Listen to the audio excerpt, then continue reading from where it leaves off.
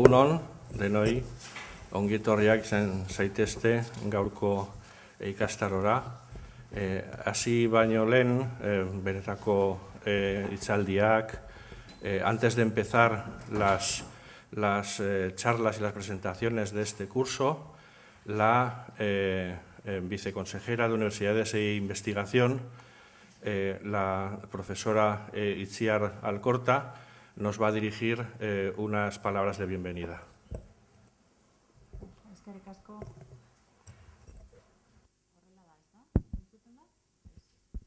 Orain oi. Eskerrik asko, Fernando, egunon, ongi etorriak, eta eskerrik asko uda ikastaro honetara etortzeagatik. Unibertsitate eta ikerketa sailburu orde legez eta Ikerbasqueko presidente orde naizela posa handia ematen dit. Izen ederrau duen ikastaro honi hasiera ematea, la ciencia de nuestras vidas. Aurkezpen laburtxo bat egin nahi nizueke, nagusiki eskerrak emateko, ikastaro posible egin duten guztiei eskerrak emateko. Badakizue udako ikastaroak ia 7.000 ikasle izan dituela aurten ere, eta hartu eman kultural eta intelektualerako bokazioa nabarmen utzi duela beste urte betean. Marko egokia da, beraz, kultura zientifikoari buruzko gure urteroko saioa egiteko. Urteroko diot, izan ere, ikastaro hauek Miramar Jauregiaren klasiko bat bihurtzen ari baitira. Eta horregatik, eskerrak zor dizkiegu udako ikastaroen antolatzaileei bere harreragatik. Desde hoy y hasta el miércoles, el curso La ciencia de nuestras vidas, dirigido por Fernando Cosío, director científico de Ikerbasque, y por Juan Ignacio Pérez, director de la Cátedra de Cultura Científica, nos va a permitir acercar la ciencia a nuestras actividades cotidianas. Conoceremos aplicaciones de la ciencia que, por cercanas, nos resultarán seguramente sorprendentes.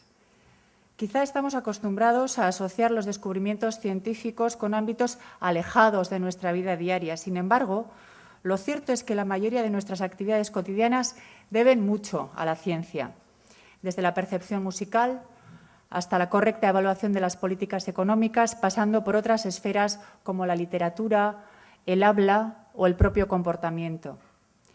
Conocidos expertos y divulgadores nos ofrecerán interesantes perspectivas científicas de la experiencia cotidiana. Les estamos sinceramente agradecidos a todos ellos por haber aceptado la invitación a participar en este curso y por ofrecerse a debatir con nosotras. Me consta que muchos de los asistentes pertenecéis al ámbito educativo y probablemente os interesa este curso tanto desde su vertiente divulgativa como por la oportunidad que os brinda de actualizar seguramente conocimientos que podréis aplicar o aprovechar en vuestra labor docente. El Departamento Vasco, sabéis, reconoce por este motivo el curso dentro de su programa Obetus de formación continua. Haciendo referencia a lo anterior, lo cierto es que científicos, divulgadores y profesores tenemos algo importante en nuestras manos: nuestra preocupación compartida por los jóvenes y por su formación. Hace ya más de 200 años, Immanuel Kant, el máximo exponente de la Ilustración, anunció, como sabéis, la salida de lo que él llamaba minoría de edad del hombre, caracterizada por la falta de conocimiento y de valor, con una llamada que todavía hoy creo sigue vigente: atrévete a saber, sapere aude. Rita Levi-Montalcini, la eminente neurocientífica que todos conocemos, nos recuerda esta amonestación sapere aude unos meses antes de fallecer en su último ensayo. Ella dice lo siguiente: todos los individuos, en cuanto seres humanos, y aún más en cuanto científicos y educadores, deben asumir como una obligación moral el deber de afrontar las problemáticas que afligen al género humano usando en su máximo grado las capacidades racionales que poseen. A científicos y educadores nos corresponde, pues, hacer valer el valor de la razón y del raciocinio por encima de las cargas emocionales mal dirigidas, por encima de las supersticiones y de las crisis de los sistemas de valores. En ello estamos. Bukatzeko, eta bestiak dion bezala, azken orduan, isil-isilik, eskerrik asko guztion izenean ikastaro hau posible egin duten bi zuzendariei, Fernando Kosiori eta Juan Ignacio Pérez Jaunei bere lan bikain saiatu eta argiagatik. Disfruta dezazuela beraz guztiak, hitzaldiekin eta debateekin eta berriz ere eskerrik asko denoi etortzeagatik.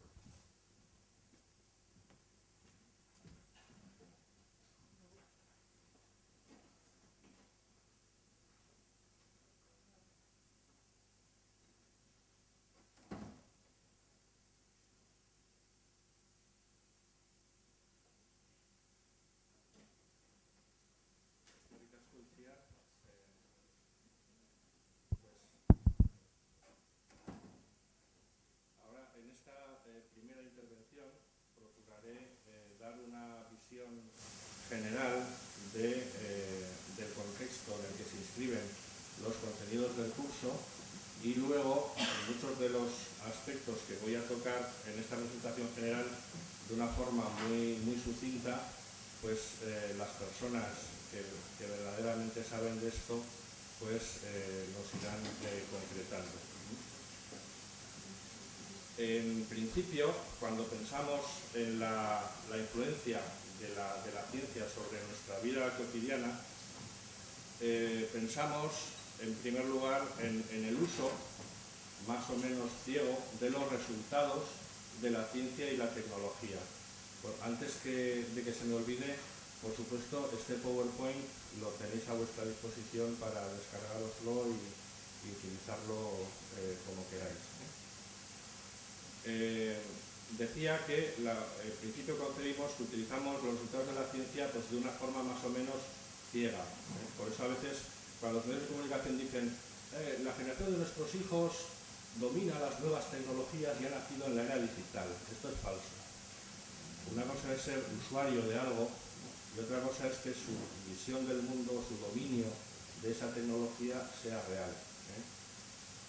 Si no, lo que tenemos es lo que aparece en la canción Rocketman de Elton John, aunque la letra es de Bernie Taupin, en la que el protagonista, el que está cantando, dice: y toda esta ciencia que no comprendo no es más que mi trabajo 5 días a la semana.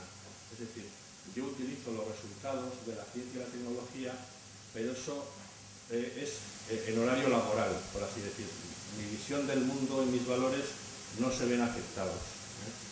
Veremos que, aunque no lo queramos, sí es verdad que los resultados de la ciencia y la tecnología afectan a nuestras vidas y a nuestros valores. Y también veremos cómo la ciencia, el sistema científico, puede en la práctica, aunque no sea algo buscado por nadie, puede funcionar como un detector político-social, como lo que se llama el canario en la mina. Sabéis que los mineros, para detectar el grisú, el metano, llevaban un canario.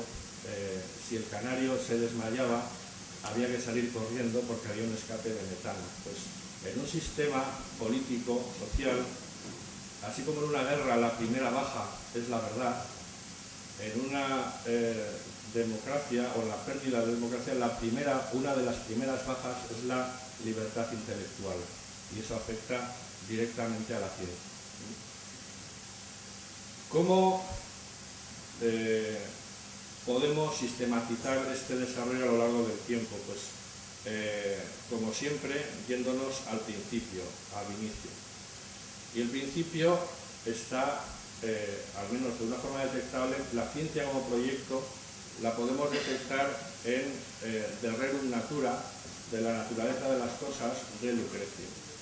Aquí vemos una edición muy buena de acantilado bilingüe en latín y castellano, y en este libro el Stephen Greenblatt es un profesor de Yale, es el que hace la presentación de esta edición, él explica cómo fue rescatada la única copia que sobrevivió de este manuscrito de Rerum Natura. De la naturaleza de las cosas. En este largo poema, ciencia y literatura están fundidas completamente. Y el propio Lucrecio, año 50 a.C., ya se da cuenta de que el sistema de la ciencia como proyecto, el interrogarse y responder sobre la naturaleza de las cosas, es un proyecto potencialmente radical y peligroso. Y por eso dice, intenta tranquilizar al lector del poema diciendo: no vayas a creer que te inicias en los principios de una ciencia impía y que entras por un camino sacrílego. Al contrario, las más de las veces es ella, la religión, la que ha engendrado crímenes e impiedades. Del 50 a.C. acá no tenemos más que recordar las noticias de los últimos días para darnos cuenta de cuán vigente es esta idea.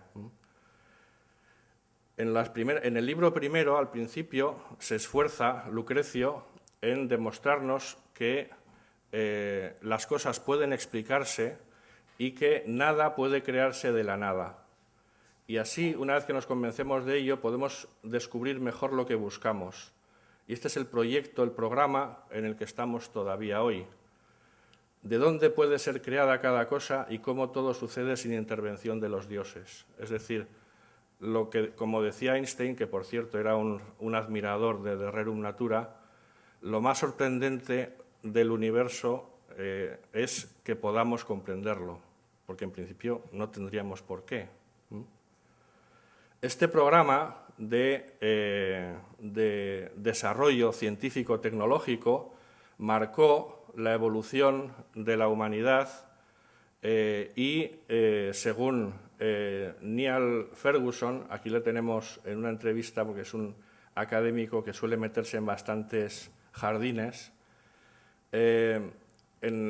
hay traducción en castellano de este libro, sería Occidente y el resto, en inglés es más bonito, The West and the Rest, y en él divide la evolución de la humanidad en dos partes fundamentales. Hasta aproximadamente el año 1500, después del colapso del Imperio Romano, el desarrollo filosófico, científico y tecnológico se desplazó a Oriente.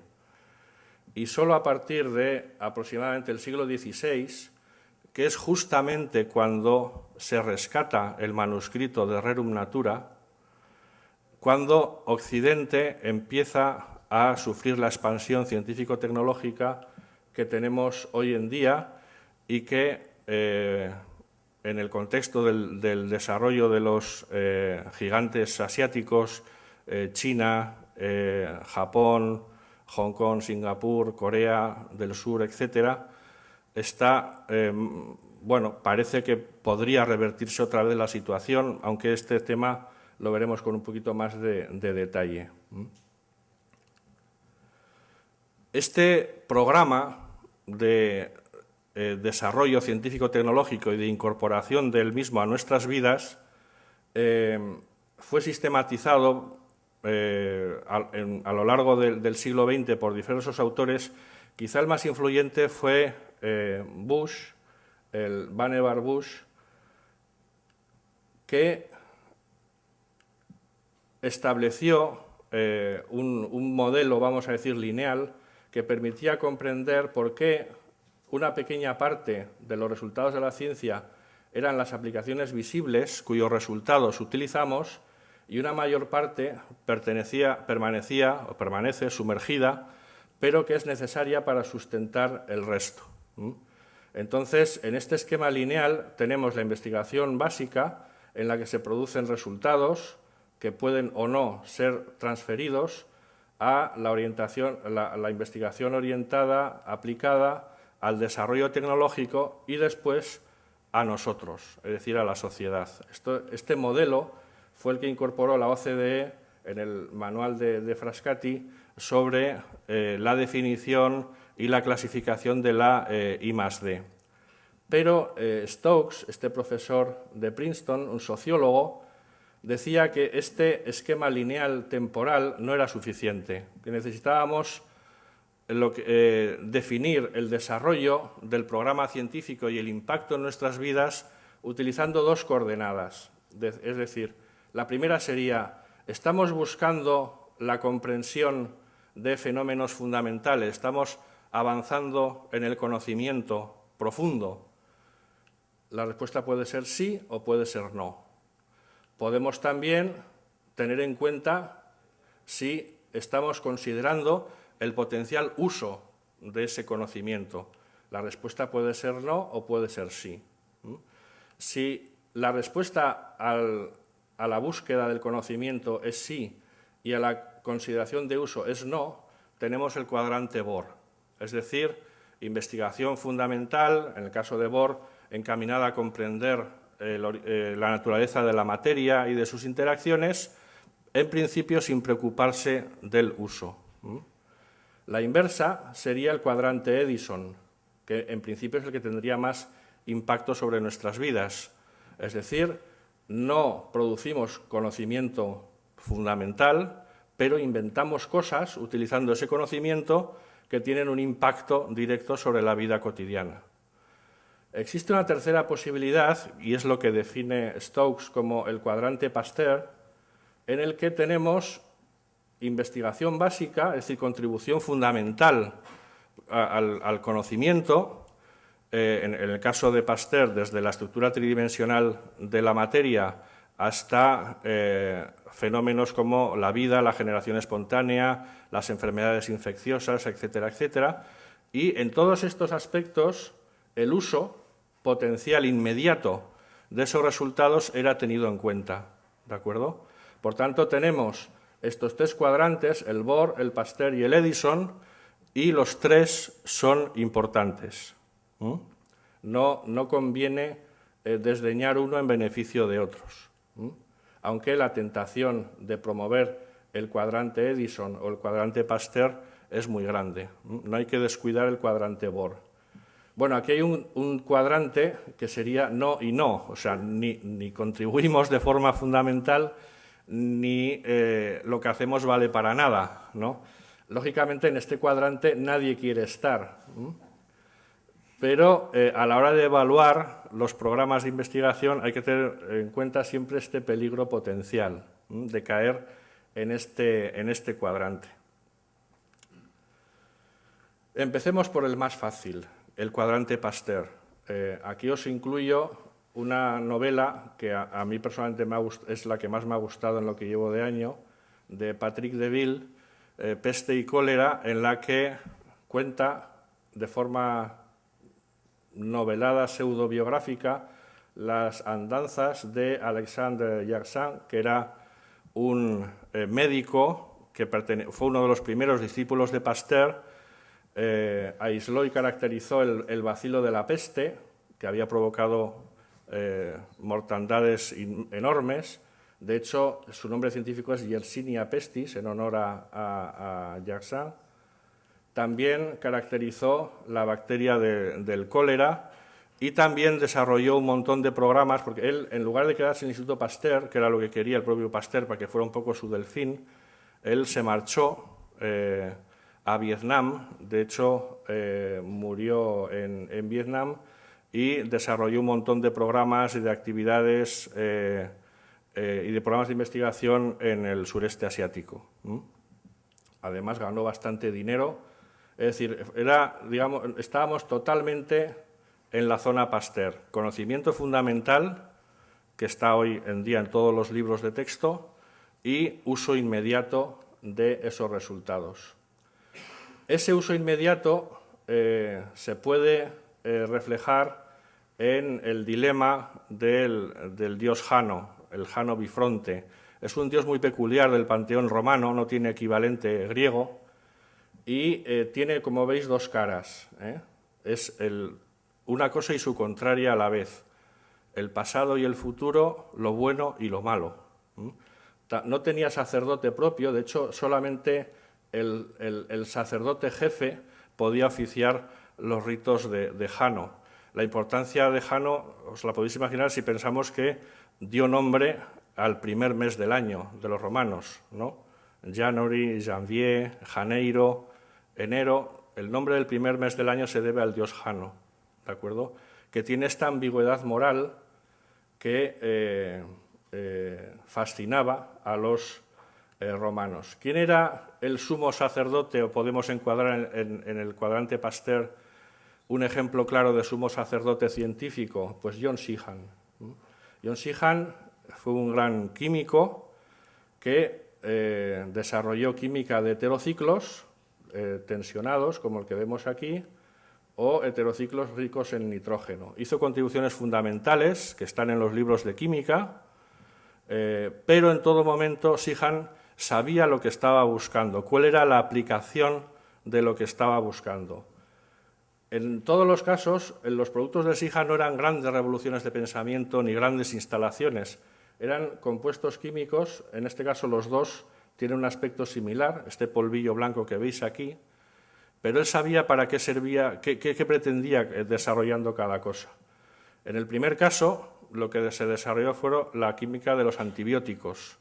Me atrevería a decir que casi la mitad de los que estamos en esta sala, sin estos productos fácilmente accesibles, no estaríamos aquí.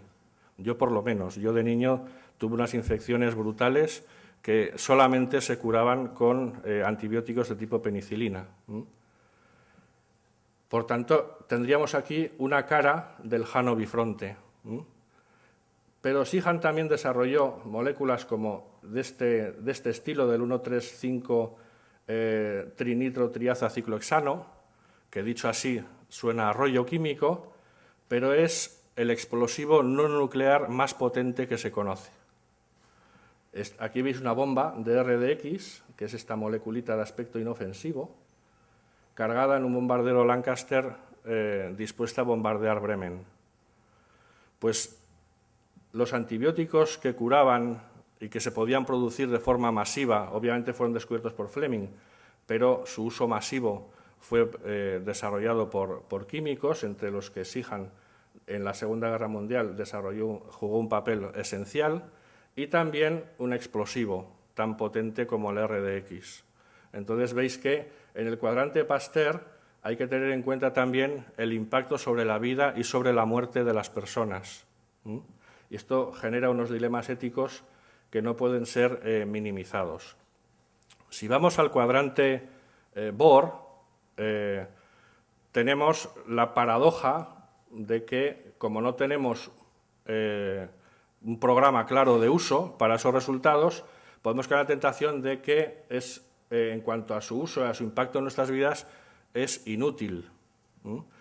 Para rebatir esto tenéis el libro de Nuccio Ordine, un pensador italiano, publicó un manifiesto que ha tenido mucho éxito sobre la utilidad de lo inútil. Este aparente oxímoron también ha sido desarrollado por el profesor Echenique con un título más enfático, La sublime utilidad de la ciencia inútil, que os podéis descargar de YouTube. El caso es que la idea básica es que el hecho de que moverse en el cuadrante Bohr no tenga un impacto inmediato en lo que respecta al uso, no quiere decir que sea inútil, porque si proyectamos este cuadrante en el tiempo, en muchos casos encontramos nichos de utilidad y frecuentemente inesperados, porque una de las cosas que hay que recordar es que la ciencia es impredecible. No sabemos, es como la caja de bombones de Forrest Gump, no sabemos lo que vamos a encontrarnos.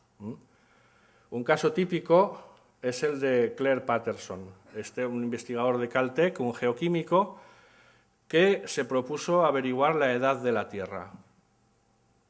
¿Cuál es la edad de la Tierra? Es un tema filosófico, incluso con impacto religioso, a la hora de cuadrar también el mapa evolutivo, etcétera, etcétera. Siguiendo las pautas de desintegración del uranio hacia el plomo, que es el isótopo más estable en la serie de desintegración, tomando como referencia meteoritos creados a la vez que el sistema solar y tomando también, calibrando las curvas y tomando muestras de la Tierra, podía calcular la edad de nuestro planeta, más o menos 4.500 millones de años. Bien, cuadrante Bohr puro, ¿de acuerdo? Eso en principio le dices a cualquier persona por la calle: Albricias, la Tierra tiene 4.500 millones de años. Muy bien, ¿y? Pues, ¿qué sucedió? Pues que cuando estaba calibrando sus curvas de desintegración, descubrió inesperadamente que no podía calibrar, que tenía unos problemas terribles porque había plomo por todas partes. Tenía que irse al fondo marino o a la Antártida para tener referencias claras. ¿Qué pasaba? Que había un compuesto, el tetraetilplomo, que lo impregnaba todo. Las calles, la ropa, el pelo de la gente, cualquier referencia que uno buscara. Y el tetraetilplomo era un aditivo de las gasolinas que se reveló además como un agente neurotóxico muy importante y muy peligroso, y eso llevó que nos moviéramos del cuadrante Bohr al cuadrante Edison. Si ahora en las gasolinas vemos estas tomas con la manguerita verde para realzar el carácter benigno, entre comillas, de estas gasolinas, esto se debe al trabajo de un científico que se había propuesto averiguar la edad de la Tierra, no ver si las gasolinas eran tóxicas o no. Ese no era su tema, pero luego Patterson jugó un papel fundamental en el camino de la eliminación del plomo en las gasolinas. Por tanto, vemos aquí movimiento del cuadrante Bohr al cuadrante Edison. Esto también sucede a la inversa. Tenemos en el cuadrante Edison un aspecto fundamental, la nutrición. ¿Por qué una pechuga de pollo de color blanco, si la calentamos durante un cierto tiempo, se transforma en color, adquiere un color marrón, más o menos variable, y un olor característico que podemos notar en la carne, o si entramos en una panadería, ese olor característico que notamos, que a la mayoría nos gusta, el olor del pan caliente o del café tostado. Todos estos desarrollos, luego tendremos hoy en la tercera charla una contribución sobre la cocina y la relación entre las artes culinarias y las ciencias culinarias. Lo veremos a continuación. Pues aquí podemos hacer un recorrido contrario del cuadrante Edison, puro aspecto práctico, al cuadrante Bohr. La razón de este tipo de reacciones, que fue estudiada por el químico francés Maillard, en el que descubrió que estas variaciones se debían a la interacción entre los azúcares y los aminoácidos de las proteínas. Los carbohidratos y las proteínas de la comida producían este tipo de agrupaciones que se llaman iminas, que isomerizaban rápidamente a enaminas y a los compuestos, a las cetonas correspondientes, los compuestos de Amadori, cuya polimerización daba lugar a las melanoidinas, que tienen ese color parduzco más bien oscuro. También, como una implicación práctica, tenía la producción de acrilamida, 5-hidroximetilfurfuraldehído, etcétera, otros compuestos. Esto lo podéis ver con más detalle en el blog del búho gris que tan brillantemente mantiene nuestro colega de la UPV-HU, el profesor Iruín. Pues entonces aquí veis un recorrido inverso. Pero este recorrido es reversible. Por ejemplo, tenemos el caso de Joseph Larmor. Este científico irlandés estudió algo que pertenecería al cuadrante Bohr puro, la precesión del spin electrónico y nuclear en torno a un campo magnético. Toma ya. ¿Esto qué es? Es el mismo movimiento que hace una peonza cuando la hacemos girar en el campo gravitatorio terrestre. ¿Qué sucede? Si la peonza no está alineada, si está un poco desviada, además de girar sobre sí misma, hace un movimiento de precesión en torno a la vertical. ¿de acuerdo? Pues a nivel cuántico, los ciertos núcleos atómicos y los electrones hacen el mismo movimiento. Y él calculó la frecuencia de precesión de estos procesos. Esto, que es un trabajo estrictamente teórico, propio de este tipo de investigaciones, dio lugar a la resonancia magnética nuclear, que a su vez dio lugar a la imagen magnética de resonancia de aplicaciones inmediatas en medicina, cuadrante Edison puro, dio lugar a poder monitorizar el cerebro in vivo, utilizando estos procesos, y ahora se podía, mediante la RMN funcional, ver qué le pasa al cerebro cuando está inmerso en procesos cognitivos. Volvemos del cuadrante Edison, del aparato y la aplicación práctica, al cuadrante Bohr, en el que averiguamos cosas fundamentales sobre procesos cognitivos, como por ejemplo sobre el lenguaje, que tendréis también una charla muy interesante sobre estos fenómenos. Por tanto, como veis, estos procesos son reversibles. Entonces, como veis, el impacto de los resultados de la ciencia en nuestras vidas, lo comprendamos o no, tiene lugar desde muchos frentes, de formas predecibles, impredecibles, reversibles, de todo tipo. Pero además de eso, los resultados de la ciencia afectan, además de nuestras vidas, a nuestros valores, a nuestra visión del mundo, aunque no lo sepamos. Como escribió Hans Magnus Enzensberger, uno de los poetas y filósofos, a mi juicio, más importantes de Europa, dice que los científicos inventan nuevos conceptos del mundo, grandes metáforas como los agujeros negros o las partículas elementales, es decir, grandes metáforas que dominan nuestras vidas y nuestra visión del mundo. Quizá una de las más claras es de dónde procede toda la materia de la que estamos formados. Depende del núcleo de las estrellas, de procesos termonucleares que tras las explosiones de las supernovas dan lugar a planetas y a lo que sucede en esos planetas. Es decir, todo el carbono, el oxígeno, el hierro, todo de lo que estamos hechos, lo que respiramos, procede de explosiones de supernovas que han generado todos estos elementos en reacciones termonucleares en el interior de las estrellas. Entonces, decir que somos polvo de estrellas no es una licencia poética, es una descripción estrictamente científica, ¿de acuerdo? Pero además, una vez que generamos ese carbono, empiezan a pasar cosas que nos ayudan a interpretar el mundo. Por ejemplo, nosotros, los seres vivos, los seres humanos, tenemos un problema con la radiación de las estrellas que nos han engendrado.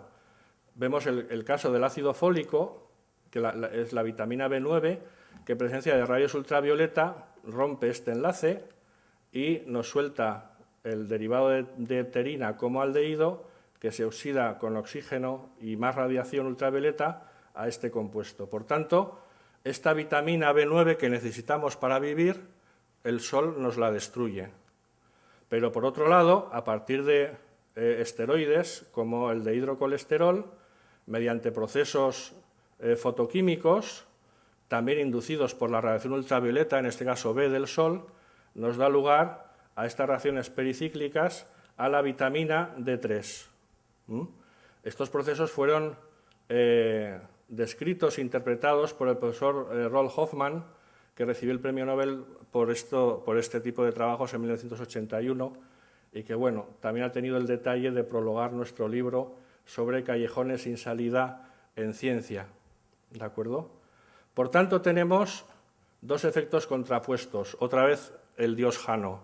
La radiación es buena para producir vitamina D y es mala para producir vitamina B. ¿Cómo hemos reaccionado los seres humanos ante esto? Porque fijaos que en los procesos de migración humana nos hemos movido en diferentes latitudes en las que la exposición a la radiación es muy variable. Segunda gran metáfora Todos venimos de África. No sé a vosotros, pero a mí esta imagen, viendo la prensa estos días,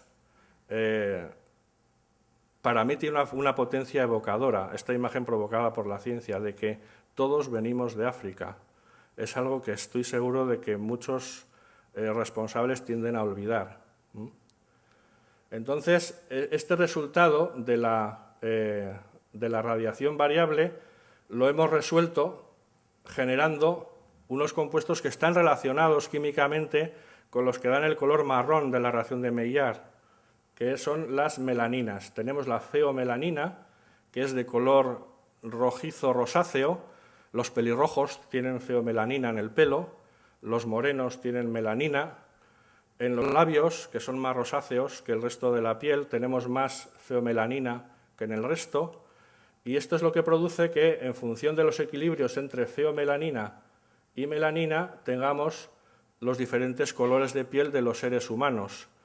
Pero esto es todo, se acabó. O sea, siglos de debate sobre las razas, sobre la superioridad de unos, de otros, de más allá. Es un balance entre la piel humana y la radiación, no hay más. Y eso lo dice la ciencia.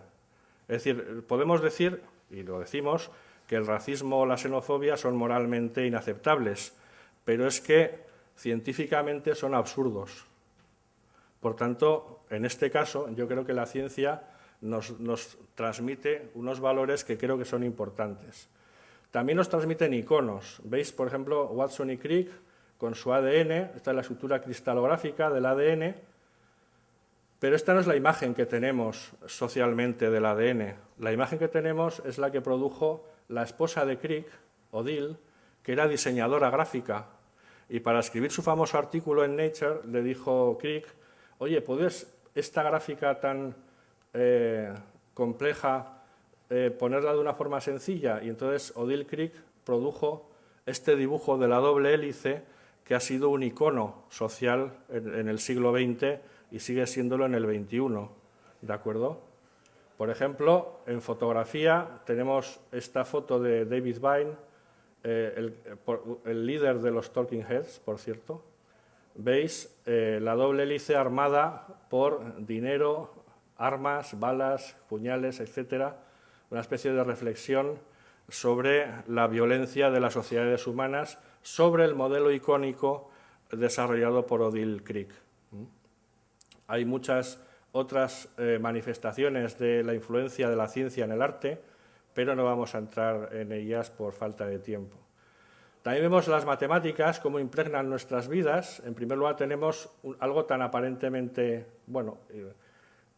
interesante desde el punto de vista ingenieril, que son las catenarias, que son el resultado de la interacción entre el peso de un material, en este caso un cable de acero, y la tensión, que produce unas funciones de trigonometría hiperbólica, el coseno hiperbólico de x partido por a, siendo a la distancia al suelo, ¿de acuerdo?, o al agua, en este caso, del puente colgante, y este es un resultado con implicaciones en ingeniería, arquitectura, etcétera, etcétera, y que puede tener un impacto en, bueno, después a continuación tendremos una charla muy interesante sobre aspectos insospechados de las matemáticas, pero voy a pasar a otro aspecto también, que es el de la interacción entre la economía y las matemáticas. ¿Por qué? Porque cuando analizamos la desigualdad, es decir, la participación del 1% de renta superior en la sociedad de Estados Unidos,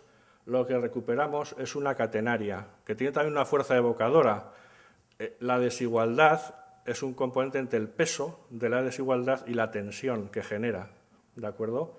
Y es una función de coseno hiperbólico muy estudiada por Thomas Piketty, que ya la han propuesto para el premio Nobel. Veis aquí esta catenaria, tenemos diferentes catenarias en función de los percentiles.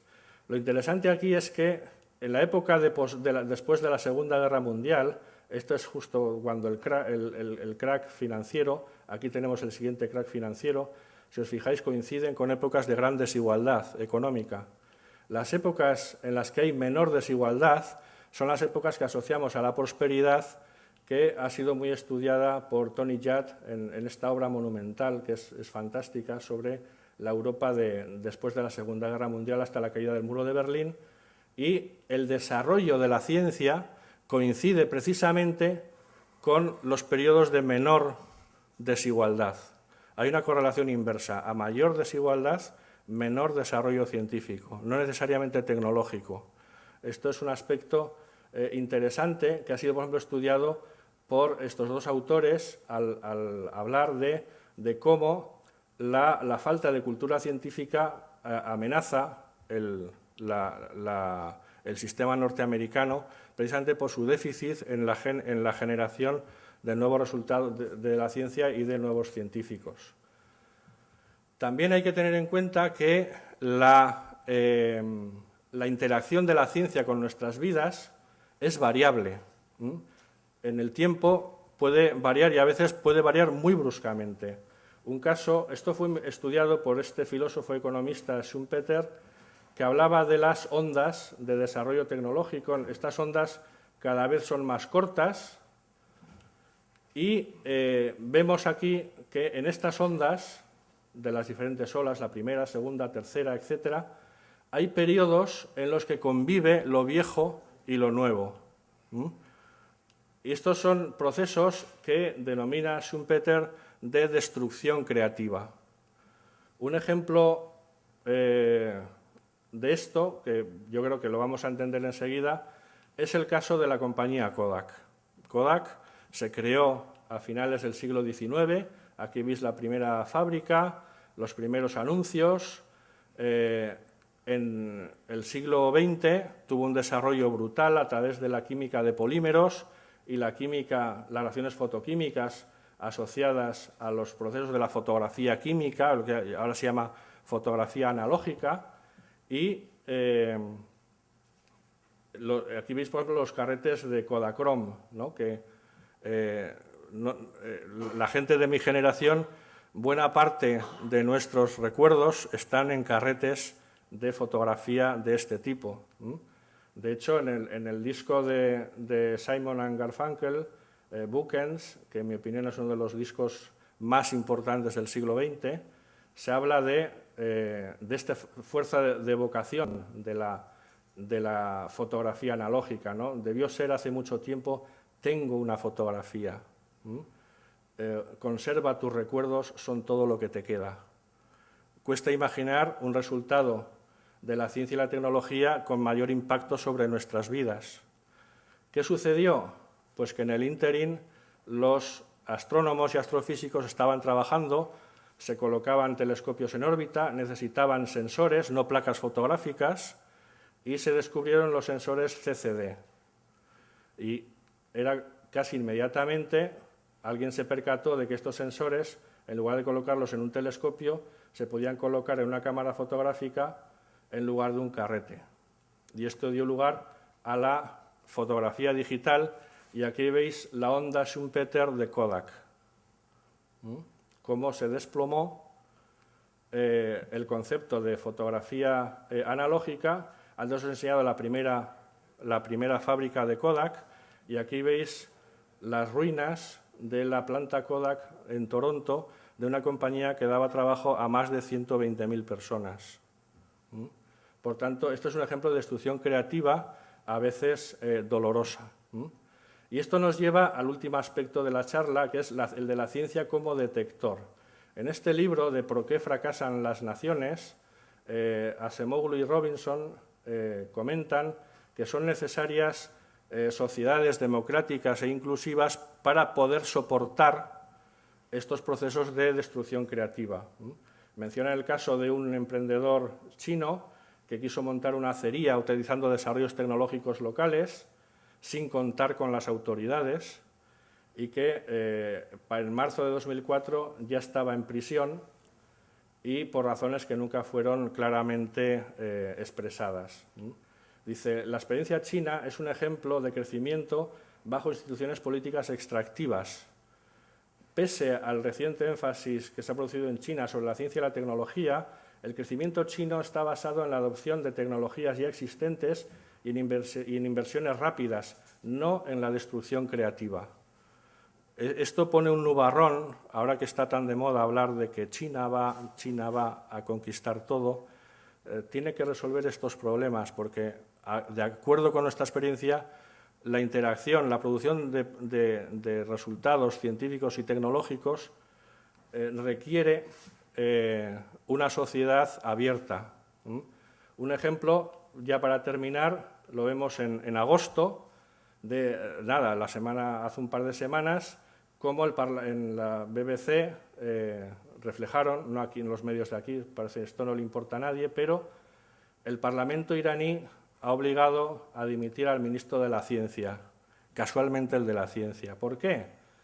Pues porque este ministro había promovido a investigadores y a académicos del sistema iraní que habían protestado en la reelección de Mahmoud Ahmadinejad, algo que consideran ellos un gesto muy hostil, una conspiración.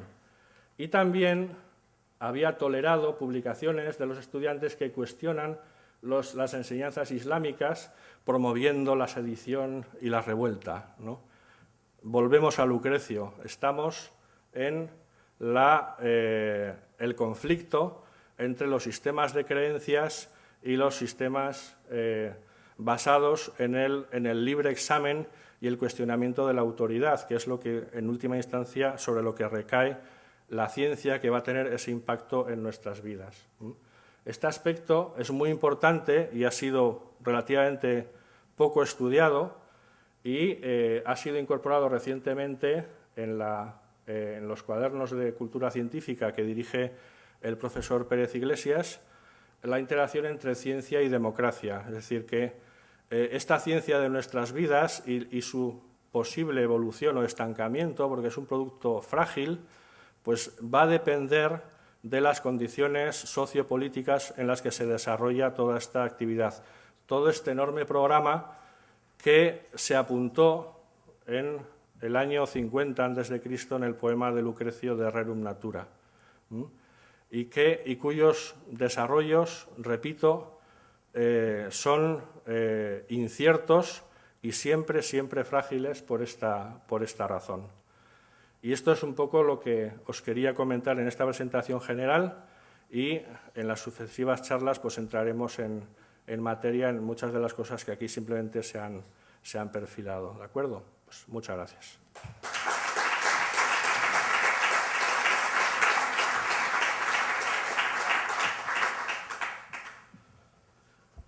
Si os parece, por la experiencia de otros años, lo que podemos hacer es pasar la parte de debate y de interacción con vosotros a la mesa redonda, y paso directamente a presentaros a la primera conferenciante de esta mañana, mientras se instala el equipo